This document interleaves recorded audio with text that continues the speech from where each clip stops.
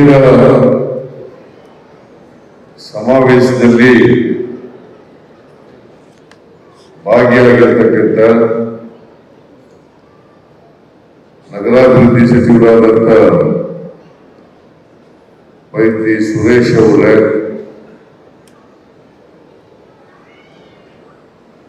Guarantee ಯೋಜನೆಗಳ ಅನುಷ್ಠಾನ ಸಮಿತಿಯ ಅಧ್ಯಕ್ಷರಾದಂಥ ಶ್ರೀ ಎಚ್.ಎಂ. ರೇವಣ್ಣ ಅವರ, ನಾಡೋಜ ಜಿ. ಶಂಕರ್ ಅವರ,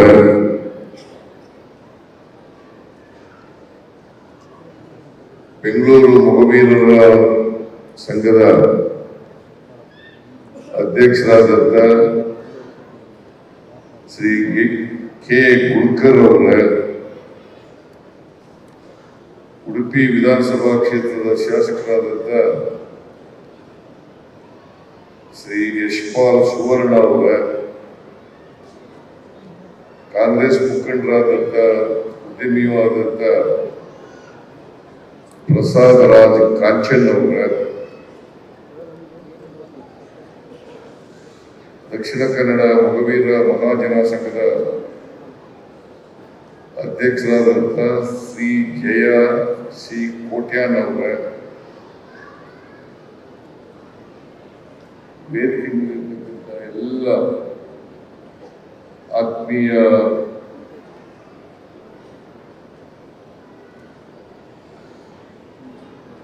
ಆಹ್ವಾನಿತ ಗಣ್ಯರೇ, ಇಲ್ಲಿ ನೆರೆದಿರ್ತಕ್ಕಂಥ ಎಲ್ಲ ಅಣ್ಣ ತಮ್ಮಂದಿರ, ಅಕ್ಕ ತಂಗಿಯರ,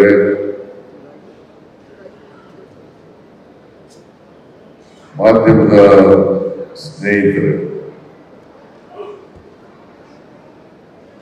ಇವತ್ತು ಬೆಂಗಳೂರು ಮೊಗವೀರರ ಸಂಘದವರು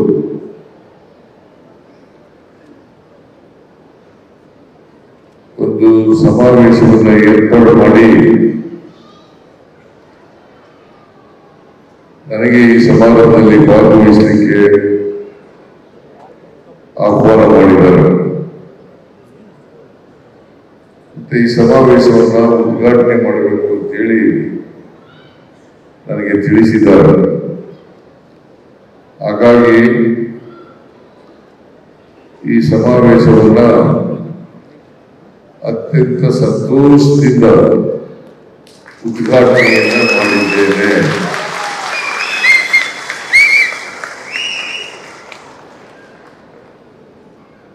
ಎರಡ್ 2015 ನಾನು ಮೊಗವೀರ ಸಮಾವೇಶವನ್ನು ಉದ್ಘಾಟನೆ ಮಾಡಿದ್ದೆ.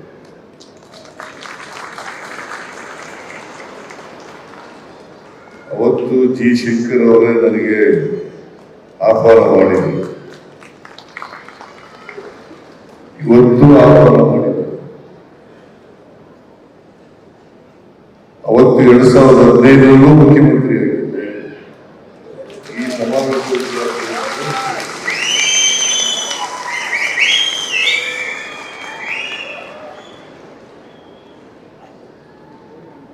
ಮೊಗವೀರರು ಅತ್ಯಂತ ಹಿಂದುಳಿದ ಜಾತಿಗೆ ಸೇರಿದಂತ ಒಂದು ಜನಾಂಗ. ಅವರು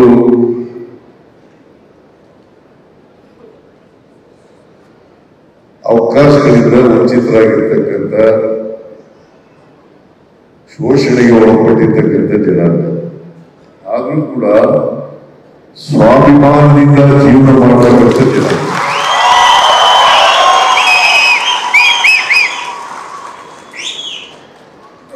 ಧಾರಾಳ ಇದೆಯಲ್ಲ, ಆ ಧಾರಾಳವನ್ನು ಹೊಂದಿರ್ತಕ್ಕಂಥ ಜನಾಂಗ. ಅನೇಕ ಜನರು ಈ ಸಮಾಜದಲ್ಲಿ ಹಿಂದುಳಿದವರು ಇದ್ದಾರೆ. ನಮ್ಮ ಜಾತಿ ವ್ಯವಸ್ಥೆಯ ಕಾರಣಕ್ಕೋಸ್ಕರ ಅವರು ಯಾವ್ಯಾವ ಕಸಬು ಮಾಡ್ತಾ ಇದ್ರು, ಆ ಆ ಕಸುಬುಗಳ ಆಧಾರದ ಮೇಲೆ ಬಹುತೇಕವಾಗಿ ಜಾತಿಯನ್ನು ಮಾಡುವುದು. ಈ ಜಾತಿ ವರ್ಣ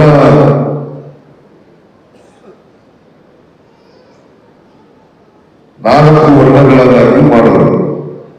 ಬ್ರಾಹ್ಮಣರು, ಕ್ಷತ್ರಿಯರು, ವೈಶ್ಯರು, ಶೂದ್ರರು ಅಂತೇಳಿ ನಾಲ್ಕು ವರ್ಣಗಳನ್ನಾಗಿ ಮಾಡೋದು. ವರ್ಣ ವ್ಯವಸ್ಥೆ ಅಂತ ಕರಿತೀವಿ.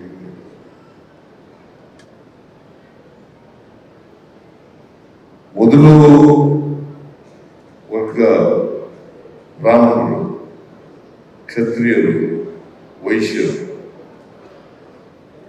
ಇವರು ಮೂರು ವರ್ಗದ ಜನರಿಗೆ ವಿದ್ಯೆ ಕಲಿತಕ್ಕಂಥ ಅವಕಾಶ ಇತ್ತು. ಶೂದ್ರರಿಗೆ ವಿದ್ಯೆ ಕಲಿತಕ್ಕಂಥ ಅವಕಾಶ ಇರಲಿಲ್ಲ. ಇವತ್ತು ನಾವು ಸಮಾಜದಲ್ಲಿ ನೋಡ್ತಾ ಇರ್ತಕ್ಕಂಥ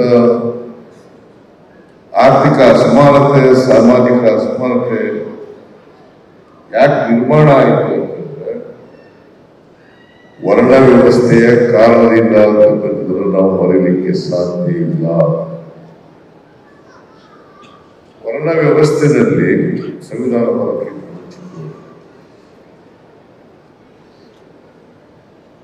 ನಮ್ಮ ದೇಶ ಸ್ವಾತಂತ್ರ್ಯವಾಗಿ ಸಂವಿಧಾನ ಬರೋದಕ್ಕಿಂತ ಮುಂಚಿತವಾಗಿ ವರ್ಣ ವ್ಯವಸ್ಥೆ ಇತ್ತು.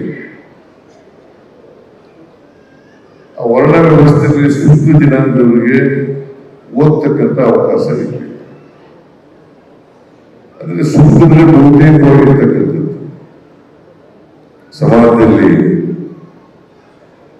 ಹೆಚ್ಚು ಜನಸಂಖ್ಯೆ ಇರ್ತಕ್ಕಂಥದ್ದು ಶೂದ್ರರು.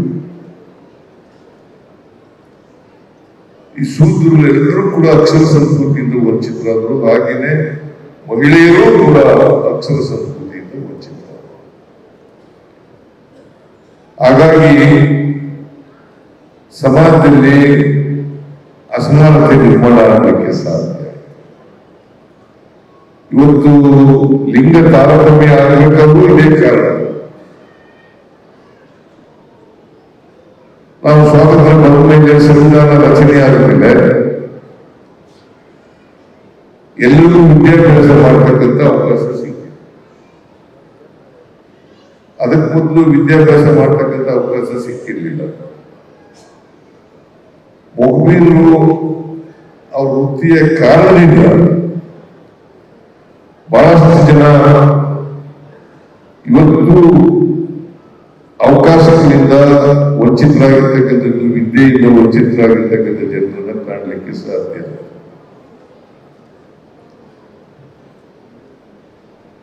ಎಲ್ಲರೂ ವಿದ್ಯಾವಂತರಾಗಬೇಕು. ಸಮಾಜದಲ್ಲಿ ನಮ್ಮ ಸಂವಿಧಾನ ಎಲ್ರಿಗೂ ಅವಕಾಶವನ್ನು ಕಲ್ಪಿಸಿಕೊಟ್ಟಿದೆ.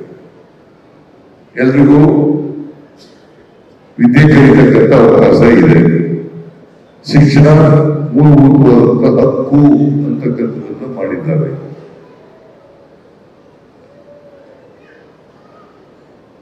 ಹಾಗಾಗಿ ಅದೇ ಅವರಿಗೆ ಶಿಕ್ಷಣ ಕಲಿತಕ್ಕಂಥ ಅವಕಾಶ ಇದೆ, ಸಿಕ್ತು, ಅವರೆಲ್ಲರೂ ಮುಂದಕ್ಕೆ ಬಂದರು.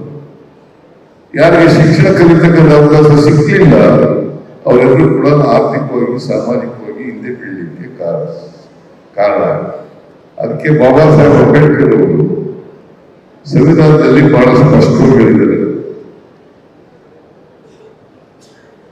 ನಮಗೆ ಸಂವಿಧಾನ ಬರೆದ ಮೇಲೆ, ಸ್ವಾತಂತ್ರ್ಯ ಸಿಕ್ಕಿದ ಮೇಲೆ ಎಲ್ಲರಿಗೂ ರಾಜಕೀಯ ಸ್ವಾತಂತ್ರ್ಯ ಸಿಕ್ಕಿದೆ. ಎಲ್ಲರಿಗೂ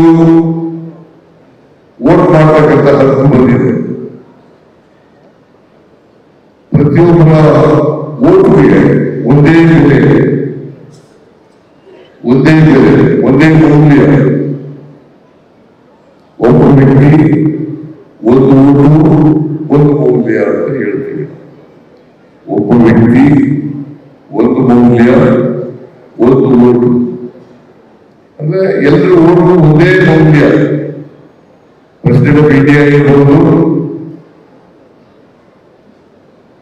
4ನೇ ದರ್ಜೆ ಕೆಲಸ ಮಾಡ್ತಕ್ಕಂಥವ್ರು ಇರ್ಬೋದು, ಅಥವಾ ಬೇರೆ ಯಾವುದೇ ತಳ ಸಮುದಾಯಕ್ಕೆ ಸೇರಿದಂಥವ್ರು ಇರ್ಬೋದು, ಅಥವಾ 4ನೇ ದರ್ಜೆ ಕೆಲಸ ಮಾಡ್ತಕ್ಕಂಥವ್ರು ಇರ್ಬೋದು.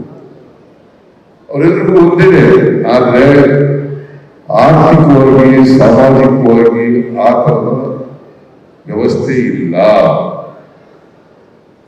ಆರ್ಥಿಕವಾಗಿ ಒಂದೇ ಮೌಲ್ಯ ಒಬ್ಬ ವ್ಯಕ್ತಿ ಅಂತಕ್ಕಂಥದ್ದು ಇಲ್ಲ. ಸಾಮಾಜಿಕವಾಗಿ ಒಬ್ಬ ವ್ಯಕ್ತಿ ಒಂದು ಮೌಲ್ಯ ಅಂತಕ್ಕಂಥದ್ದು ಇಲ್ಲ.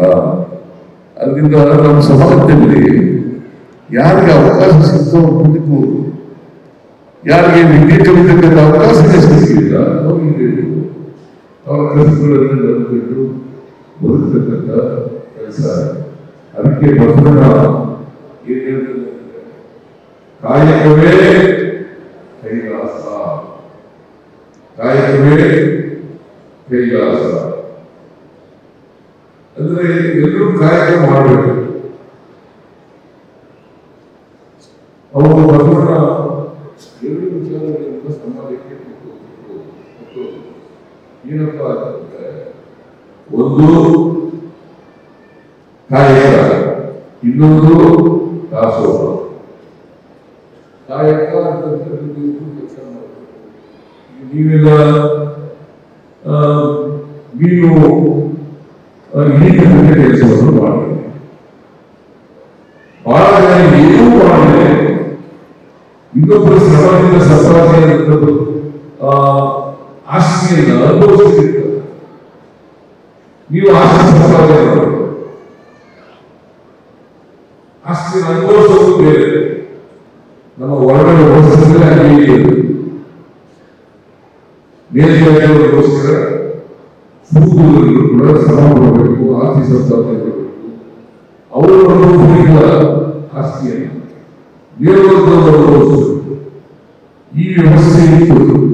ಇದನ್ನು ಬದಲಾವಣೆ ಮಾಡಬೇಕಂದ್ರೆ ಸ್ವಾತಂತ್ರ್ಯ ಸಂವಿಧಾನ ಬಂದು ಎಲ್ಲರಿಗೂ ಸಮಾನ ಅವಕಾಶಗಳನ್ನು, ಸಮಾನ ಹಕ್ಕುಗಳನ್ನು ಕೊಡ್ತಕ್ಕಂಥ ಕೆಲಸ ಆಗಿದೆ. ಸಂವಿಧಾನವನ್ನು ಗಮನಿಸಿದ್ರೆ ನಾವ್ಯಾರು ಕೂಡ ಸಮಾನ ಅವಕಾಶಗಳು ಸಿಗಲಿಕ್ಕೆ ಸಾಧ್ಯ ಆಗುವುದಿಲ್ಲ ನಮಗೆ. ಅದರಿಂದ ನಾನು ನಿಮಗೆ ಒತ್ತಿ ಹೇಳತಕ್ಕಂಥದ್ದು ಏನಪ್ಪ ಅಂತಂದ್ರೆ, ಯಾವುದೇ ಕಾರಣಕ್ಕೆ ನಿಮ್ಮ ಮಕ್ಕಳನ್ನ ವಿದ್ಯಾವಂತರನ್ನಾಗಿ ಮಾಡಲೇಬೇಡಿ. ವಿದ್ಯಾವಂತರನ್ನಾಗಿ ಮಾಡಲೇಬೇಕು. ಇಲ್ಲೇ ಹೋದ್ರೆ ಈ ಗುಲಾಮಗಿರಿ ವ್ಯವಸ್ಥೆ ಇಲ್ಲ, ಇದು ಬಿಟ್ಟು ಹೋಗಲಿಕ್ಕೆ ಸಾಧ್ಯ.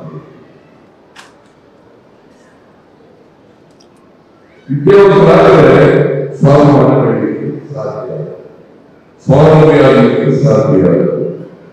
ಇನ್ನೂ ಮುಂದೆ ಅವಲಂಬಿ ಆಗತಕ್ಕಂಥ ಪರಿಸ್ಥಿತಿ ಇರಲಿಲ್ಲ. ಅದಕ್ಕೋಸ್ಕರ ನಾನು ಎಲ್ಲ ಯುವಕರಿಗೆ ಮನವಿ ಮಾಡ್ತೇನೆ, ನೀವು ಯಾವ ಕಾರಣಕ್ಕೂ ಕೂಡ ವಿದ್ಯೆಯಲ್ಲಿ ಹಿಂದಿರುಗಬಾರದು. ಅವಕಾಶಗಳನ್ನ ಉಪಯೋಗಿಸತಕ್ಕಂಥ ಪ್ರಯತ್ನವನ್ನು ಮಾಡಬೇಕು. ನಿಮ್ಮ ಮಕ್ಕಳನ್ನ ವಿದ್ಯಾವಂತರನ್ನಾಗಿ ಮಾಡ್ತಕ್ಕಂಥ ಕೆಲಸವನ್ನು ಮಾಡಬೇಕು. ಇದನ್ನ ಇಂಥ ಸಂಘಟನೆ ಮಾಡುವಾಗ ಇದಕ್ಕೆ ಚರ್ಚೆ ಆಗಬೇಕು. ಯಾಕೆ ನಾವೆಲ್ಲ ಇಲ್ಲಿ ಬಂದಿದ್ದೀವಿ, ವೈದ್ಯರು ಏನಪ್ಪ ಆಗಲ್ಲ ಅನ್ನೋದನ್ನೇ ನೆನಪಿರಬೇಕು. ನಿಮ್ಮ ಮಕ್ಕಳು ಡಾಕ್ಟರ್ಗಳಾಗಬಾರ್ದ, ನಿಮ್ಮ ಮಕ್ಕಳು ಇಂಡಸ್ಟ್ರಿ ಆಗಬಾರ್ದ, ನಿಮ್ಮ ಮಕ್ಕಳುಗಳು ವಿಜ್ಞಾನಿಗಳಾಗಬಾರ್ದ, ನಿಮ್ಮ ಮಕ್ಕಳು ಇಂಜಿನಿಯರ್ಗಳಾಗಬಾರ್ದ. ನೀವು ಯಾರು ಬುದ್ಧಿಯಲ್ಲ, ಇಂಜಿನಿಯರ್ಗಳಾಗಲು ಡಾಕ್ಟರ್ಗಳಾಗಲು ಅಥವಾ ನಾವೆಲ್ಲರೂ ಕೂಡ ಅನರ್ಹರು ಯಾರು ಅನರ್ಹರಲ್ಲ, ಯಾರು ಬರಲ್ಲ. ಅವಕಾಶ ಸಿಕ್ಕಿಲ್ಲ. ಈಗ ಅಂಬೇಡ್ಕರ್ ಅವರಿಗೆ ಅವಕಾಶ ಸಿಕ್ಕಿದ್ರಿಂದ ಅವರು ಮುಂದೆ ಬರಲಿಕ್ಕೆ ಸಾಧ್ಯ, ಅವರು ಓದುವುದಿಲ್ಲ, ಮೇಧಾವಿ ಆಗಲಿಕ್ಕೆ ಸಾಧ್ಯ. ಅವರು ಈ ದೇಶಕ್ಕೆ ಬೇಕಾದಂತ ಸಂವಿಧಾನವನ್ನು ರಚನೆ ಮಾಡಿಕೊಡ್ತಕ್ಕಂಥ ಕೆಲಸವನ್ನು ಮಾಡಲಿಕ್ಕೆ ಸಾಧ್ಯ. ನೀವು ತಿಳ್ಕೊಬಹುದು.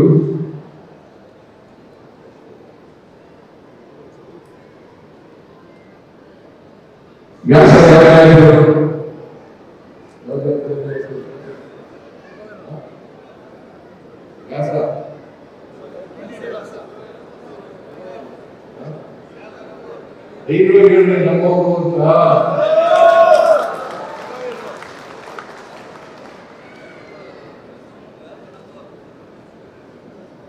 ವ್ಯಾಸ ಹೆಸರವರು ನಿಮ್ಮಲ್ಲಿ ಅನೇಕ ವರ್ಗಗಳಿದ್ದಾವೆ, ಉಪಜಾತಿಗಳಿದ್ದಾವೆ. ಮೊಗವೀರ ಅಂತ ಇದೆ, ಮೀನುಗಾರರು ಅಂತ ಇದೆ, ಕರಾವಳಿ ಮೀನುಗಾರರು ಅಂತ ಇದೆ, ಒಳನಾಡು ಮೀನುಗಾರರು ಅಂತ ಇದೆ, ಆಮೇಲೆ ಗಂಗಾ ಮತಸ್ಥರು ಅಂತ ಇದೆ, ಪೊಲೀಸ್ ಸಮಾಜ ಅಂತ ಇದೆ. ಇವೆಲ್ಲ ಅನೇಕ ಇವೆಲ್ಲ ಇದ್ದಾವೆ. ಈಗ ನೀವೆಲ್ಲ ಯಾವ ಕ್ಯಾಟಗರಿ ಬರ್ತೀರಿ? ಕ್ಯಾಟಗರಿ 1. ನಾನು ಸುವರ್ಣ ಕೇಳಿಸ್ಕೊಳ್ತಾ ಇದೆಯಾ? ನಾನು 98ರಲ್ಲೇ ನಿಮ್ಮೆಲ್ಲ ಮಗುವಿನೂ ಸೇರಿಸಿ ಇವನ್ನೆಲ್ಲ ಸೆಕ್ಯೂರಿಟಿ ಸೇರಿಸಬೇಕು ಅಂತ ನೀವು ಸಾಧನೆ ಮಾಡಿದ್ರೆ ನಾನು ಮುಖ್ಯಮಂತ್ರಿ ಆಗಿರುವಾಗ ಪಟೇಲ್ರು ಮುಖ್ಯಮಂತ್ರಿ ಆಗಿರುವಾಗ ನಾನು ಆಮೇಲೆ ಮತ್ತೆ ನಾನು ಮುಖ್ಯಮಂತ್ರಿ ಆಗಿರುವಾಗ ಈಗ ಕೇಂದ್ರ ಸರ್ಕಾರಗಳು ವಾಪಸ್ ಇವನ್ನ ಸೆಕ್ಯೂರಿಟಿ ಮಾಡಕ್ಕಾಗಲ್ಲ. ಯಾಕಂದ್ರೆ ಇವರು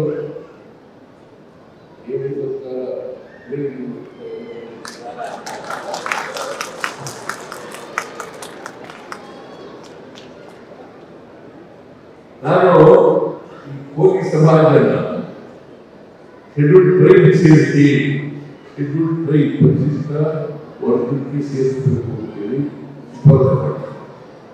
ಅದಕ್ಕೆ ಕುಲಶಾಸನ ಕೂಡ ಮಾಡ್ತಿದ್ದೀನಿ. ಕುಲಶಾಸನ ಒಳ್ಳೆಯ ಕುಲಶಾಸನ ಮಾಡ್ತಿದ್ದೀನಿ. ನಿಮಗೆ ಕೋಲಿ ಸಮಾಜದವರಿಗೆ ಮಗುವಿಗೆ ಕುಲಶಾಸನ ಮಾಡ್ತಿದ್ದೀನಿ. ಜೊತೆಗೆ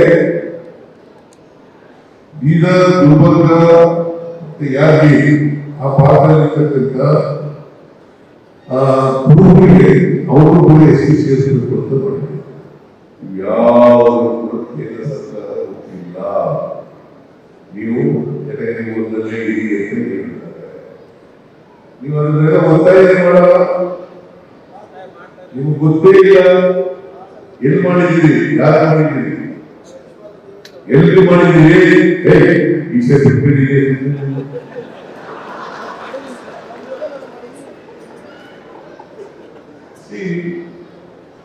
ರಾಜ್ಯ ಸರ್ಕಾರದಲ್ಲಿ ಕೇಂದ್ರ ಸರ್ಕಾರದಲ್ಲಿ ನಿಮಗೆ ನ್ಯಾಯವಾಗಿ ಸಾಮಾನ್ಯವಾಗಿ ಸಿಕ್ಕಿರ್ತಕ್ಕಂಥ ಹಕ್ಕನ್ನು ಪಡ್ಕೊಳ್ಳಿಕ್ಕೆ ಒತ್ತಾಯ ಇಂದು ಸಂಘಟನೆ ಮಾಡೋದಾದ್ರೆ ಇವೆಲ್ಲ ಚರ್ಚೆ ಮಾಡಕ್ಕಲ್ವಾ? ರೆಸಲ್ಯೂಷನ್ ಮಾಡಿದ್ದೀರಾ?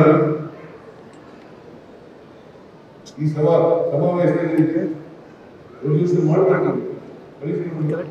ರಾಜ್ಯ ಸರ್ಕಾರಕ್ಕೆ ನಾನು ಮತ್ತೆ ಕಳಿಸಿದ್ದೀನಿ ಮಾಡಿ ಅಂತ.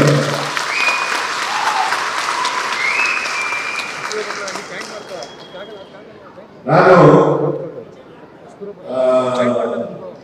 99 ದೇವೇಗೌಡರು ಮುಖ್ಯಮಂತ್ರಿ ಆಗಿದ್ರು, ಆಮೇಲೆ ಮುಖ್ಯಮಂತ್ರಿ ಆಗಿದ್ರು, ಹಣಕಾಸಿನ ಮಂತ್ರಿ ಆಗಿದ್ರು.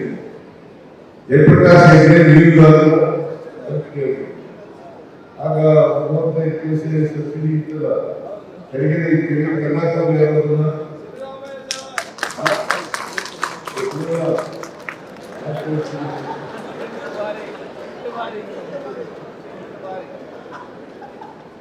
ಎಲ್ಲ ಹೆಣ್ಮಕ್ಳು ಬೆಂಗಳೂರವರು ಬಹಳ ಜನ ಬೆಂಗಳೂರು ಬಂದು ಸೇರ್ಕೊಂಡಿದ್ದೀರಿ. ಅಲ್ಲಿ ಇರ್ತಕ್ಕಂಥವ್ರು ನೀರು ಸೋರಿದ್ದ ಇದ್ರ ಮೇಲೆ ಬುಟ್ಟಿ ಮೇಲೆ ಒತ್ತಡ ನೀರು ತಗೊಂಡು ಅದನ್ನ ಪುಸ್ತಕ ಯಾರು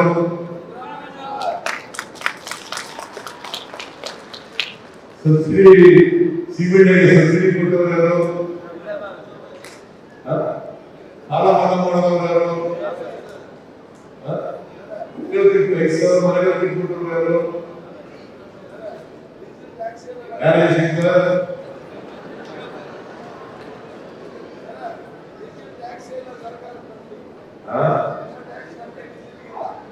ಏನು ಮಾಡಿಲ್ಲ.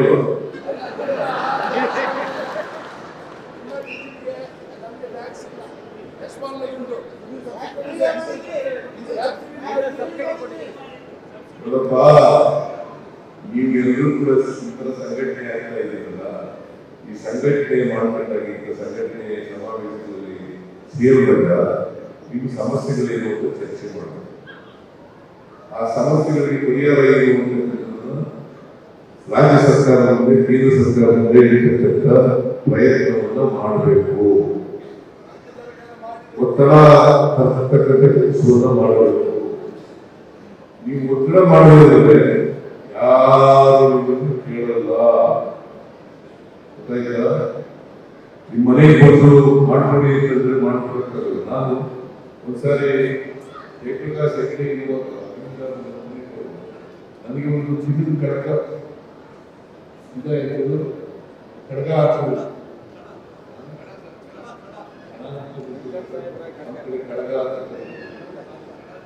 ಚಿನ್ನದ ಹಾಕೋದು ಯಾರು ಹಾಕಿದ್ರು ಗೊತ್ತಾ? ಮಗುವಿನ ಉಡುಪಿನಲ್ಲಿ.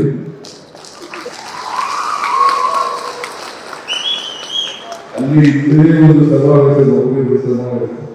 ಆ ಸಮಾವೇಶದಲ್ಲಿ ಅದರಿಂದ ಅದು ಆಗ್ಬೇಕು ಅಂತ ಅಲ್ಲ, ನಿಮ್ಮ ದೊಡ್ಡ ವಿಷಯ,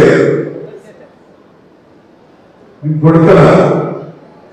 ಆದ್ರೆ ನಾವೆಲ್ಲರೂ ಕೂಡ ನಮ್ಮ ವೃತ್ತಿ ಇದೆಯಲ್ಲ, ಆ ವೃತ್ತಿ ಉಳಿಸಿಕೊಳ್ಳಬೇಕಾಗುತ್ತೆ. ಮತ್ತೆ ಆ ವೃತ್ತಿನಲ್ಲೇ ಇರಬೇಕು ಅಂತ ಏನಿಲ್ಲ. ಎಲ್ಲರಿಗೂ ಏನು ಬೇಕಾದ್ರೂ ಆಗಲಿಕ್ಕೆ ಅವಕಾಶ ಇದೆ. ಈಗ ನಿಮ್ಮ ಸುವರ್ಣ MLA ಆಗಿರ್ತಾರೆ, ಉಡುಪಿ MLA, ನೀವು ನಾಳೆ ಚೀಫ್ ಮಿನಿಸ್ಟರ್ ಆಗ್ಬೋದು.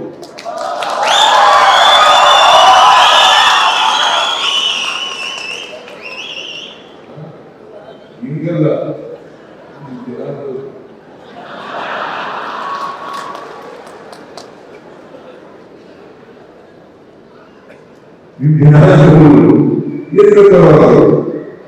ಅಲ್ವಾ? ಅದರಿಂದ ಈ ಸಮಾಜದಲ್ಲಿ ನಾವು ಇದ್ದೇವೆ, ನಾವು ಗೀರಿಗಾರಿಕೆ ಮಾಡಕ್ಕೆ ಸಿಗೋದು ಅಂತ ಅರ್ಥ. ನಾವು ಈ ಸಮಾಜದಲ್ಲಿ ಡಾಕ್ಟರ್ ಆಗಲಿಕ್ಕೆ, ಇಂಜಿನಿಯರ್ ಆಗಲಿಕ್ಕೆ, ಪ್ರೊಫೆಸರ್ಗಳಾಗಲಿಕ್ಕೆ, ಸೈಂಟಿಸ್ಟ್ಗಳಾಗಲಿಕ್ಕೆ, ಇಂಡಸ್ಟ್ರಿಯಲಿಸ್ಟ್ಗಳಾಗಲಿಕ್ಕೆ, ಕಂಟ್ರಾಕ್ಟರ್ಗಳಾಗಲಿಕ್ಕೆ ಅರ್ಹತೆ ಇದೆ.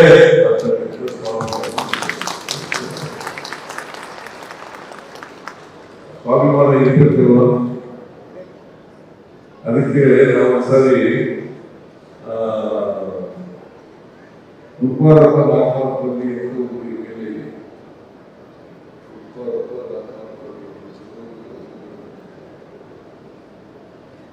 ನಾನು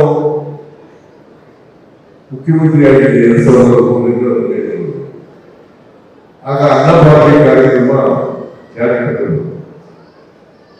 5 kg ಅಕ್ಕಿಯನ್ನು ಪುಕ್ಕಟಿಯಾಗಿ ಕೊಡ್ತಿದ್ದರು ಕೆಲಸ ಕಾರ್ಯಕ್ರಮ.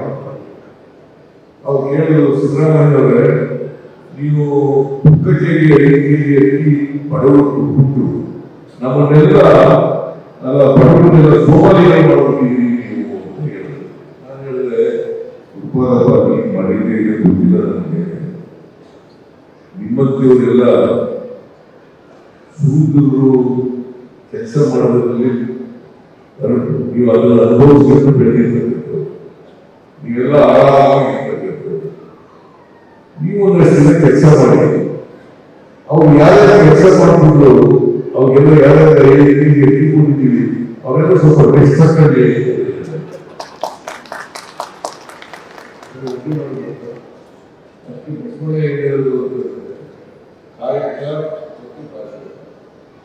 ಕಾಯಕ ಎಲ್ಲೂ ಮಾಡಬೇಕು. ಬರೀ ಮೀನುಗಾರಿಕೆ ಕೆಲಸ ಮಾಡೋದಲ್ಲ, ಕುರಿಕಾಯಿ ಎಲ್ಲ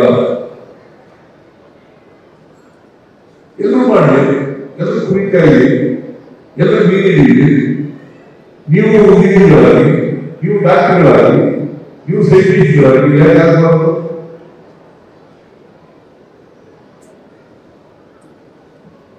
ಇದು ಸಮಾಜ ಅದಕ್ಕೆ ಕಾಯಕ ಬಸವಣ್ಣವರು ಕಾಯಕ ಎಲ್ಲರೂ ಮಾಡಬಹುದು, ಕೆಲವರು ಮಾಡೋದಲ್ಲ.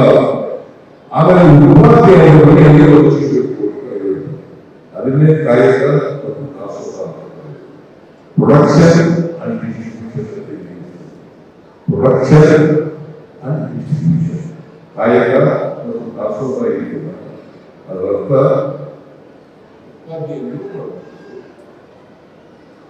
ಯಾರು ಉಪಾಧ್ಯ ಮಾಡಿ ಬಂದಿದ್ದನ್ನ ಎಲ್ಲರೂ ಹಂಚಬೇಕು. ಇದನ್ನ ಬಸವಣ್ಣವರು ಬಹಳ ವರ್ಷಗಳಿಗೆ 850 ವರ್ಷಗಳ ಹಿಂದಿನೇ ಇರೋದು. ಆಗ್ಲೇ ಪ್ರಜಾಪ್ರಭುತ್ವ ಆಯಿತು, ಅನುಭವ ಮಾಡಿದ್ರು. ಅನುಭವದಲ್ಲಿ ಎಲ್ಲ ಜಾತಿಗಳು, ಎಲ್ಲ ತರದ್ದು ಎಲ್ಲರೂ ಸೇರ್ತಿದ್ವಿ, ಮಹಿಳೆಯರು ಸೇರ್ತಿದ್ವಿ, ಎಲ್ಲರೂ ಸಮಾನ ಅವಕಾಶಗಳನ್ನು. ಇವತ್ತಿನ ಅಸೆಂಬ್ಲಿ ಇದೆಯಲ್ಲ, ಪಾರ್ಲಿಮೆಂಟ್ ಇದೆಯಲ್ಲ, ಅವತ್ತೇ ಅನುಭವ ಪಡುವ ಇವತ್ತಿನ ಅಸೆಂಬ್ಲಿ ಮತ್ತು ಪಾರ್ಲಿಮೆಂಟ್ ಅಲ್ಲಿ ಎಲ್ಲ ಚರ್ಚೆ ಯಾಕೆ ಈ ತಾರತಮ್ಯ ಯಾಕೆ ಸಮಾಜದಲ್ಲಿದೆ, ಯಾಕೆ ನಾವೆಲ್ಲ ವಂಚಿತರಾದ ವರ್ಣ ಯಾರು ಪಟ್ಟಭದ್ರವರು ಮತ್ತು ಅವರ ವರ್ಣ ವ್ಯವಸ್ಥೆಯಿಂದ ಜಾರಿಗೆ ಇದನ್ನ ನೀವು ಬಹಳ ಎಚ್ಚರ ವಹಿಸಿದ್ರೆ ಬಹಳ ಕಷ್ಟ ಆಗ್ತದೆ. ಅದಕ್ಕೆ ಈಗ ಸಮಾವೇಶಗಳು ಮಾಡಬೇಕ.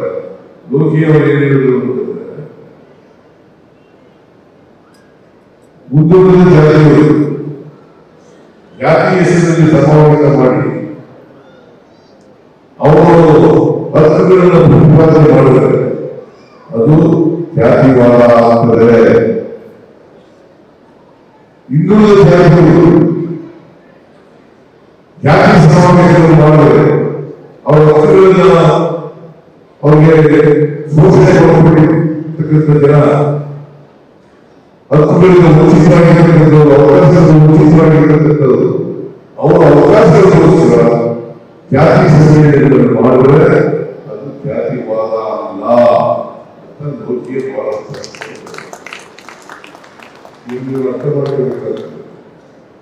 ಒಂದು ಅದಕ್ಕೆ ಬಾಬಾ ಸಾಹೇಬ್ ಅಂಬೇಡ್ಕರ್ ಅವರು ಏನ್ ಹೇಳಿದ್ರು ಅಂತಂದ್ರೆ, ಶೋಷಿತರಿಗೆ, ದಲಿತರಿಗೆ, ಹಿಂದುಳಿದವರಿಗೆ, ಎಲ್ಲ ಜಾತಿ ಬಡವರಿಗೆ ಮೊದಲು ಶಿಕ್ಷಣ, ಸಂಘಟನೆ, ಹೋರಾಟ. ಮೂರು ಮಂತ್ರಾಲ ಹೇಳಿರೋದು ಏನೇನು? ಶಿಕ್ಷಣ, ಸಂಘಟನೆ, ಹೋರಾಟ. ಶಿಕ್ಷಣ ಪಡೆಯೋದು, ಸಂಘಟನೆ ಆಗೋದು, ಆಮೇಲೆ ಹೋರಾಟ. ನೀವು ಮಾಡಬೇಕು ನಿಮ್ಗೆ ಏನು ಸಿಗಲ್ಲ. ಅದಕ್ಕೆ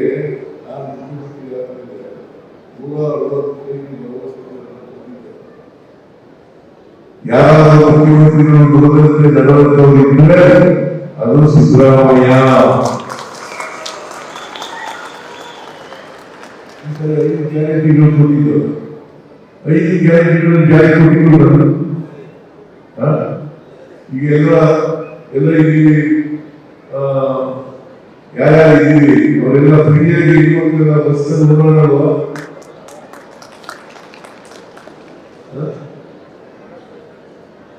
ಗೃಹಲಕ್ಷ್ಮಿ ಕಾರ್ಯಕ್ರಮದಲ್ಲಿ ಮನೆ ಯಜಮಾನಿಗೆ 1,22,00,000 ಕುಟುಂಬಗಳಿಗೆ 2,000 ರೂಪಾಯಿ ಪ್ರತಿ ಮನೆ ಯಜಮಾನಿಗೆ. ಯಾಕೆ ಮಾಡಿದೆ ಅಂತಂದ್ರೆ, ಹೆಣ್ಮಕ್ಳಿಗೆ ಆರ್ಥಿಕವಾಗಿ ಅವರು ಸಾಮಾಜಿಕವಾಗಿ ಸ್ವಾವಲಂಬನೆ, ಆರ್ಥಿಕವಾಗಿ ಸಾಮಾಜಿಕವಾಗಿ ಸ್ವಾವಲಂಬನೆ ಆದರೆ ಅದಕ್ಕೆ ಸಾವಿತ್ರಿ ಫುಲೆ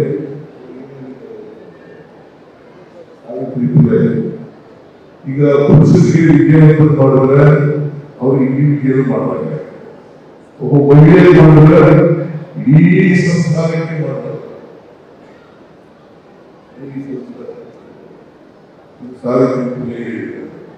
ಅದಕ್ಕಿಂತ ಅದಕ್ಕೋಸ್ಕರ ಹೆಣ್ಣುಮಕ್ಕಳು ಯಾವ ಕಾಲಕ್ಕೂ ಕೂಡ ವಿದ್ಯೆಯಿಂದ ವಂಚಿತರಾಗಬಾರದು, ಹಿಂದುಳಿದವರು ವಿದ್ಯೆಯಿಂದ ವಂಚಿತರಾಗಬಾರದು, ದಲಿತರು ವಿದ್ಯೆಯಿಂದ ವಂಚಿತರಾಗಬಾರದು. ಇವೆಲ್ಲ ಹೇಳ್ತಾರ. ನಾನು ಒಬ್ಬ ಇನ್ನೂರು ಜನಕ್ಕೆ ಸೇರಿದ್ರು ಅಲ್ವಾ? ಅದಕ್ಕೆ ನನಗೆ ಬಹಳ ಜನ ಸಹಿಸಿಲ್ಲ.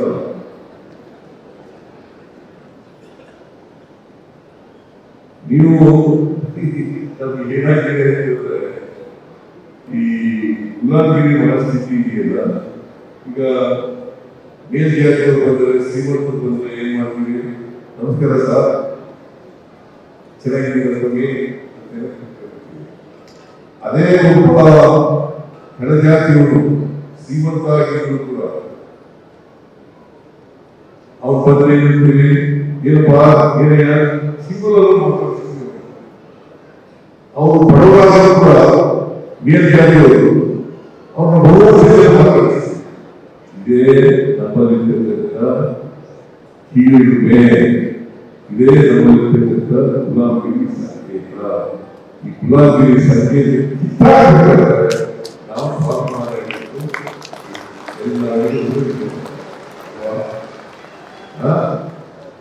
ಮಾಡಬೇಕಲ್ಲ.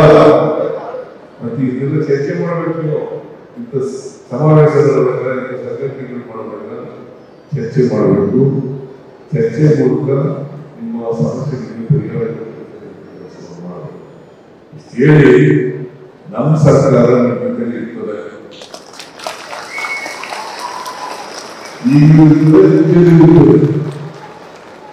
ನಾನು ನಿಮ್ಮ ಜೊತೆಗೆ ಇದ್ದೇನೆ. ನಿಮ್ಮ ನ್ಯಾಯಯುತವಾದಂಥ ಬೇಡಿಕೆಗಳನ್ನ ಈಡೇರಿಸತಕ್ಕಂಥ ಕೆಲಸವನ್ನ ಮಾಡಿಕೊಡ್ತೇನೆ.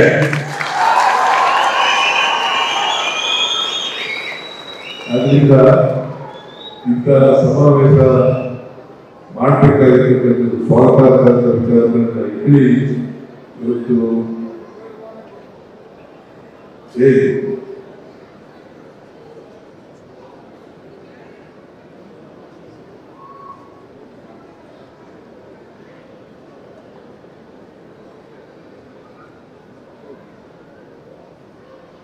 ಇರೋಣ. ಈಗ ವಿದ್ಯಾನಿಧಿಗಳಲ್ಲಿ ಯಾಕೆ ಬರಲ್ಲ? ವಿದ್ಯಾನಿಧಿ ಎಲ್ರಿಗೂ ಬೇರೆ ತರ ಮಾಡ್ಕೊಳ್ಳೋಣ. ಈಗ ನಮ್ಮ ಸರ್ಕಾರ ನೀವು ಏನೇನು ಬೇಡಿಕೆಗಳಿದ್ದೀವಿ, ಈಗ ಮುಂದಿನ ಮಾರ್ಕ್ಸ್ನಲ್ಲಿ ಮುಂಚಿತವಾಗಿ ನನಗೆ ಒಂದು ಮನವಿ ಕೊಡಿ, ಏನೇನು ಮಾಡ್ಕೊಳಕ್ಕಾಗ್ತದೆ ಅದನ್ನು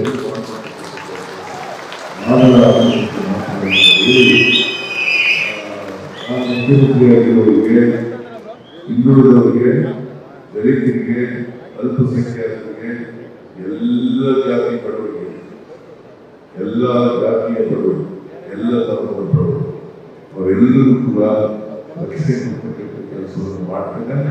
ಅವರೆಲ್ಲರೂ ಕೂಡ ಸಾಮಾಜಿಕವಾಗಿ ಆರ್ಥಿಕವಾಗಿ ಶಕ್ತಿ ಕೊಡ್ತಕ್ಕಂಥ ಕೆಲಸವನ್ನು ಮಾಡ್ತೇನೆ ಮಾತುಗಳನ್ನು ಹೇಳಿ ಇವತ್ತು ಅತ್ಯಂತ ಸಂತೋಷದಿಂದ ನಿಮ್ಮ ಸಮಾವೇಶವನ್ನು ಸಂಘ ಬೆಂಗಳೂರು ಇದನ್ನ ಉದ್ಘಾಟನೆ ಮಾಡಿ ನನಗೆ ಅವಕಾಶಕ್ಕೆ